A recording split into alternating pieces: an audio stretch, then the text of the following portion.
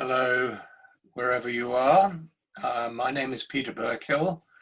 I live in Plymouth or outside Plymouth in the UK, and I'm recording this to allow participants in the school meeting to have a preview of what my report is about.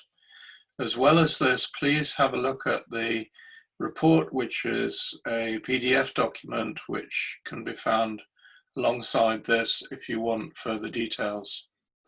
Now, if I can do this properly, I will share the screen. I will go to PowerPoint.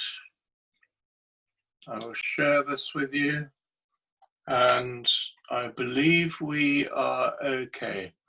So I'm going to talk to you about the International Indian Ocean Expedition, which is now getting on for 5 years old. I'm the executive reporter on behalf of SCORE, and part of that is because I'm one of the co-chairs of IIOE-2. IIOE-2 has 3 different parents. SCORE, of course, and that is why I'm here and reporting to you. IOC, the Intergovernmental Oceanographic Commission, and the Indian Ocean Global Ocean Observing System. And these parents, of course, have different missions. SCORE is to understand the ocean.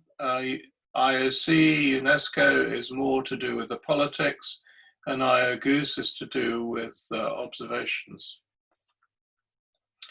In our science plan, we agreed that the mission for IIOE-2 is to advance our understanding of the Indian Ocean. That is really SCORE's role, and its role in the Earth system. That is then getting from SCORE more into our other co-sponsors in order to enable informed decisions in support of sustainable development and the well-being of humankind. So that is very much geared to the interests of the sponsors of UNESCO and IOC.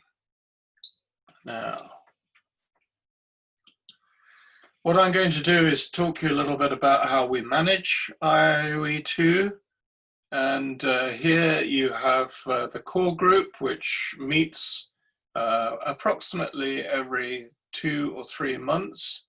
And in the core group, we have at the heart 3 working groups: WG1, which is the science and research working group; WG2, which is the data and information management; and thirdly, the operational coordination. Now, of course, in SCORE, this would all be wrapped into this, but because it's IOC and IIOE, we have these as particular working groups which are explicitly identified. Raleigh Hurd and Herman Banga lead forward the science and research. Cindy Chandler used to lead this forward. She's now resigned, and I'll come back to that in a minute. And Harrison Ongada is a co-chair of WG2, and Shailesh Nayak from India ably looks after the operational coordination. We have the 3 co-chairs here. I am the co-chair until the end of the SCORE meeting, and then I will hand over to Mary Alexandrine Sikra, who's kindly agreed to take over IIOE-2 co-chairingship on behalf of SCORE. Vladimir Ayabanin, who is the executive secretary of IOC, represents his institution, and Satish Shenoy recently stepped down as director of INCOIS in India, represents IIOE. We're ably supported by 2 JPOs, one in Australia, Nick Dadamo, and one in India, Satya Prakash, and of course, Petresha Miloslavich, SCORE executive director, is also involved in the support. I'll come back to Cindy Chandler perhaps at the end of this. Now, one of the things that has affected all of us has been COVID. And one of the things that we were really looking forward to and were involved in the planning for was the Open Science Conference in Goa, which would have taken place in March this year. There was a separate international planning group, and IIOE-2 had a fairly important stake in that. Quite a few members of the core group were involved in that. And this Open Science Conference was really to allow the community of scientists to give the results from the first 4 years of IIOE-2 and to start thinking about how IIOE-2 might evolve for the future. This is currently in abeyance for reasons that I'm sure you understand, but we're now thinking about whether this could be rescheduled for October 2021. Also, in association with this, a few days later, we were going to have the full scientific steering committee, which is the core group, plus the national representatives and representatives of the large projects, such as the East Indian Ocean Upwelling Research Initiative and the West Indian Ocean Upwelling Research Initiative. And one of the, as well as having a kind of show and tell of who's doing what and what it means really to keep the community together, we also had scheduled a big discussion group on how we could contribute to the United Nations Decade of Ocean Science, which is one of the big issues which lies before us, which is going to start in 2021. Now, whereas this Open Science Conference may be rescheduled for October 2021, we really feel it's important to keep the community up and running. We want to do something before that. So we're now thinking that in February 2021, we will have an online meeting, which is really for the full Scientific Steering Committee. The other impact of COVID has been all the cruises have been postponed.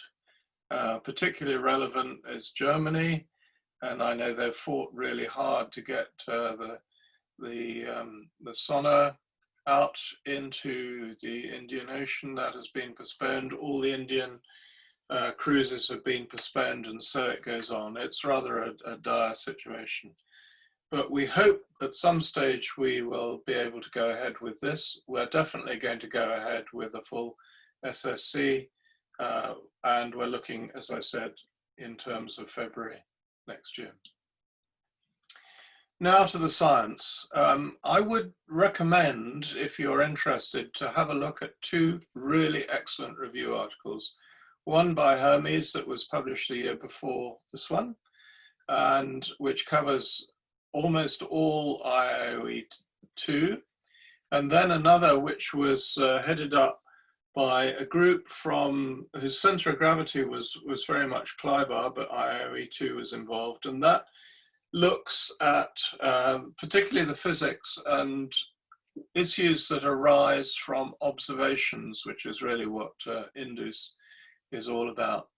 And I would say if I had to pick out one issue which we have recently realized in terms of the Indian Ocean, it would be physics. And I'm a biologist, so I'm completely unbiased on this.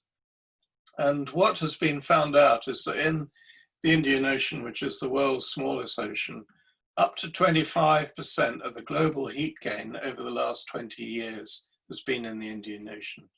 Perhaps as much as 45% of this is in surface waters in the last decade. So that is huge. And to give you a comparison, since 1950, the Indian Ocean has warmed with 1 degree centigrade at the surface compared with 0.6 for the global ocean. So the Indian Ocean is warming far faster than all other oceans by a significant margin. The mechanisms of this are poorly understood, but it's thought that the heat coming in through the Indonesian through flow does not match the rate. The rate of this is higher than what flows out through the Agulhas and probably from the Southern Ocean. So it's this mismatch which really needs to be looked at. Is the Indian Ocean going to carry on with increasing heat? Look at these 1.3 degrees Celsius. I mean, that's a huge amount. Whilst the mechanisms are poorly understood, the consequences of this for fisheries, from man's point of view, livelihood, sea level rise, a lot of the countries involved in this have low-lying populations. And as sea level rises, this is going to have a huge, huge impact. So, as I said, I would really recommend these two review articles. As well as the review articles, one of the things that this downturn caused by COVID, the downturn in cruises and so on and so forth, it has actually allowed us to get on and publish papers. So here I show some of them. As I said, please refer to my report for the full analyses, but Raleigh Hurd has been hugely influential in almost all of this, and the community owes Raleigh a huge debt of gratitude. 12 manuscripts in the first volume of DSR, that's 161, 166, 13 manuscripts. All these, of course, are peer-reviewed. Another one to do with the Southwest Indian Ocean biophysical coupling, 15 manuscripts published in this last year. There's another issue of deep sea research, which is in press, which covers Lyneth Beckley's 110 degrees east investigator cruise, which she fought so hard for, and I'm delighted to see that it's now coming through in papers in press. In addition to this, there are another 15 manuscripts which cover this cruise, which are going to be published in all sorts of different peer-reviewed journals. Raleigh was telling me yesterday that he has in preparation another issue of deep sea research for 13 manuscripts submitted, again covering all aspects of IIOE-2. And he has approval from the editors-in-chief for DSR-2 for another special issue, and there is an open call. It's not just deep sea research too, but there are special issues of ACTA. Well, you can read these journals, a whole range of different journals. So I would say that the publications coming out of IIOE-2 is really good. And thinking back to our mission statement, advance our understanding, I would say we're well on track for that.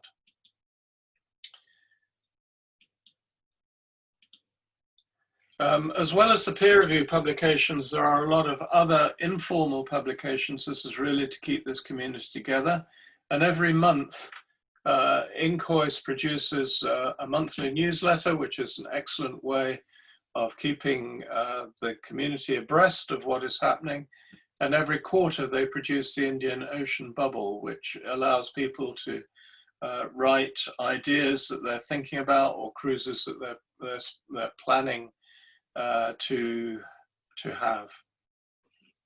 So this is all part of running IIOE-2. We also have an excellent website, which if there are any questions that you have about IIOE-2 and you're unable to talk directly to me or to any of my colleagues, please have a look on the website, because you will see there are a whole range of different things, from the latest issues of the bubble, data, projects which have been approved, partners, governance, meetings that are planned.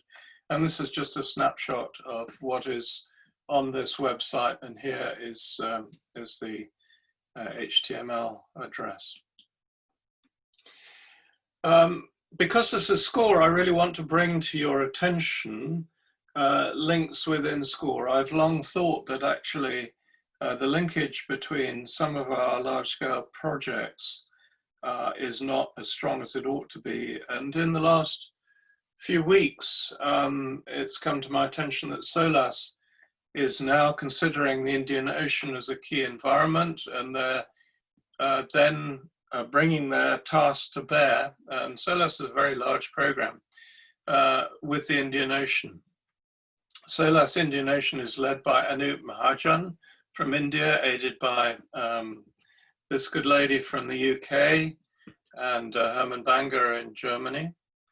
The first meeting of SOLAS IO, which I participated in, was held online on the 30th of September, and we had 360 scientists registered. So this shows the level of interest there is in the Indian Ocean from the SOLAS community.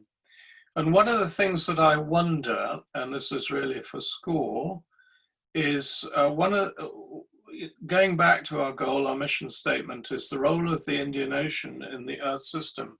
And given that SOLAS's purview is often towards the larger end of the scale, whether working with SOLAS would be a very good way of delivering this.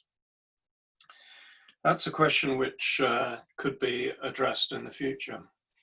Now I'd like to come on to present and future issues. One of the really big issues which is impacting all of us, I think, at the moment, or at least if it's not, it ought to be, the United Nations Decade of Ocean Science for Sustainable Development.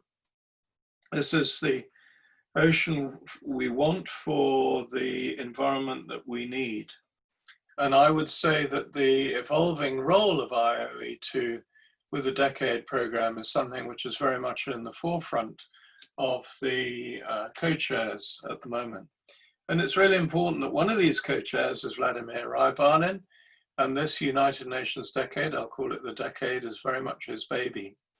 One of the things that the IIOE-2 is actually doing is mapping IIOE-2 objectives and activities onto the Decade, so that we are then able within IIOE-2 to take active interest in the call for the expressions of interest, which I believe is due today. Today is the 15th, I think, of October, yeah. The evolution of IIOE-2. SCORE is very much geared towards pure science, and yet the IIOE-2, this whole idea about enabling informed decisions in support of sustainable development and well-being of humankind, is very much a societal relevance. And here, I talked a few minutes ago about the heating in the Indian Ocean. It has a huge societal impact. So maybe we can see a very natural evolution whereby we bring in those people which are more concerned with societal impact into IIOE-2. Anyway, this was going to be something that we are going to discuss in February next year with the Open Science Committee. I think the last thing which I really want to raise here is the importance of data and information management. I mentioned when I talked about this that Cindy Chandler, who had a huge amount of background and experience in this topic, worked with us. Sadly, she resigned and is no longer involved in this. I think it doesn't take a great deal of imagination to say that the data that comes out of IIOE-2 must be one of our legacies when we look towards IIOE-2 finishing. We need at the moment not just a strong strategy for data and information management, but we also need take up by the community, and those charged with IIOE-2 are now actively looking at who and how we should be taking this forward. I think it is a huge issue though. Thinking about the future, what I can tell you is that the core group 18 is likely to meet towards the end of this year. One of the topics on the agenda is going to be planning for the Scientific Steering Committee, at which there will be these active discussions about how does IIOE-2 map onto the decade. What we're also thinking of is that to keep the scientific community keen and together, we're going to invite some people to give science talks at, this is probably going to take 3 days, and then 1 day for science talks, maybe with 6 people, and this will be open to the community. Then looking ahead to October, we hope, we've got our fingers crossed that COVID will be licked, so to speak, if that's not too bad a term. And this will be open to anybody of interest. And there will then also be the SSC, the follow-on SSC, in association with that. So the final point I've got is to request to SCORE that SCORE agrees that the already allocated $15,000 is used to underpin travel and subsistence as it has done in the past for SCORE participants at the postponed Goa meeting. Of course, this assumes that the meeting will take place. I think it's better to live positively than to feel there's nothing we can do. We can always plan for the future. I think with that, I'm going to stop. As I say, there will be the written report, which actually has more details I would refer you to that. Otherwise, see you at the SCORE meeting. Thank you.